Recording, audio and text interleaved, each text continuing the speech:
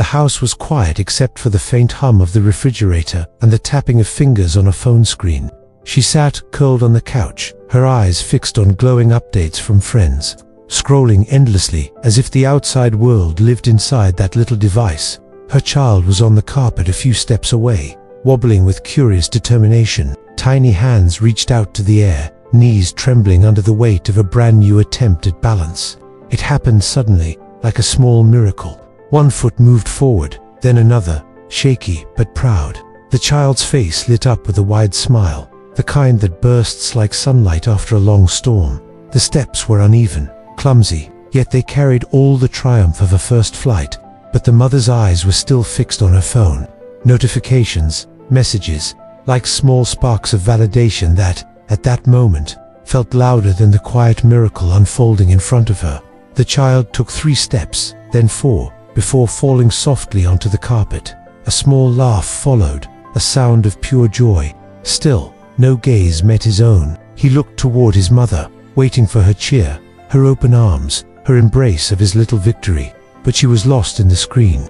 The seconds passed, and the moment slipped away like water through her fingers. When she finally looked up, she saw only her child crawling back to a toy. The evidence of his achievement already gone, the joy already fading into ordinary play. Something inside her tightened. She had missed it. The milestone that parents wait for, the moment that never comes twice, had unfolded right in front of her, and she had not seen it. Her chest grew heavy with a quiet ache. It wasn't just a step missed, it was a piece of life lost. She imagined the memory she could have had, his arms reaching toward her, her hands clapping with joy, the warmth of catching him as he stumbled forward. Instead, she held nothing but the cold glow of her phone, a poor substitute for the warmth of presence. That night, as she put him to bed, she stared at his tiny face resting peacefully, the rise and fall of his breath steady against the silence. She wondered how many more moments would pass unnoticed if she kept living half in another world.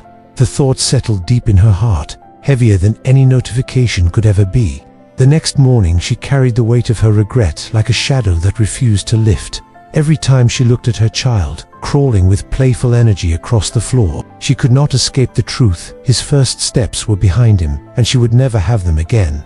They belonged to a moment she had let slip by, a memory she could not hold. She replayed it in her mind, imagining what it would have felt like to see him walk toward her, the sound of her own laughter, the tears of joy that might have filled her eyes, the warmth of scooping him into her arms. But the picture blurred, because she hadn't been there, not really. She was in the same room, but her mind had been elsewhere, chasing after digital fragments of other people's lives. The more she thought about it, the more it cut into her. She realized it wasn't just about the steps. It was about everything else she might have missed in moments of distraction. The first time he had reached out for a toy with determination, the way his eyes lit up when he heard her voice, the quiet ways he showed his love without words. She wondered how many of those small miracles had gone unseen, while her attention was captured by a screen.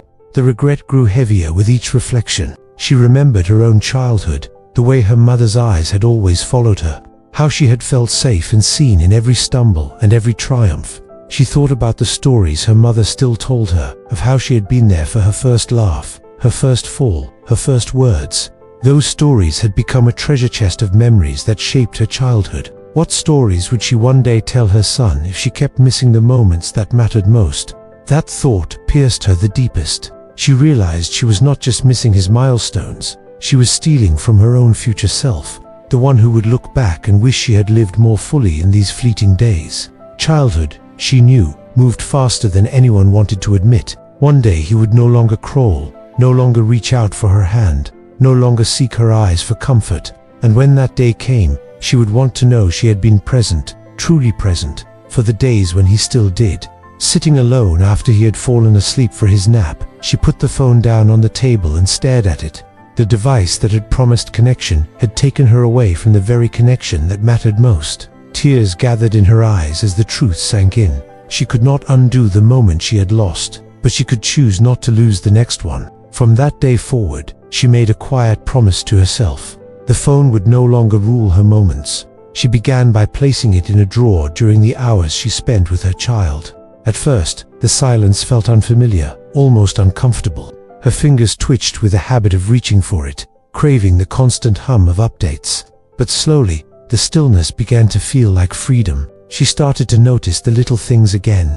The way her child's hair caught the light near the window. The way he tilted his head when curious, or clapped his hands when proud of himself. These details, once invisible to her distracted eyes, became treasures she collected in her heart. She realized presence was not about grand milestones alone, it was about being there in the ordinary moments, where love quietly blossomed in the simplest gestures. One afternoon, she sat on the floor as her child stood a few steps away. He wobbled again, his tiny body gathering courage. This time, her eyes never left him. She reached out her hands, encouraging him softly. He stepped forward hesitant, but determined, and her heart surged with joy. She clapped and cheered, her voice filling the room. His face lit up with the recognition that she was watching, that she was there. He stumbled into her arms, and she held him tight, tears streaming down her cheeks. In that embrace, she felt something awaken inside her. It was more than pride, it was gratitude. Gratitude for the chance to witness life unfolding right before her eyes. Gratitude for the second chance to be fully present. Gratitude for the reminder that what matters most is always here, within reach. She knew she could never reclaim the moment she had lost, but she also knew she didn't have to keep losing what was yet to come. Every step from then on, every giggle, every bedtime story, every quiet hug became a choice, her choice to be present.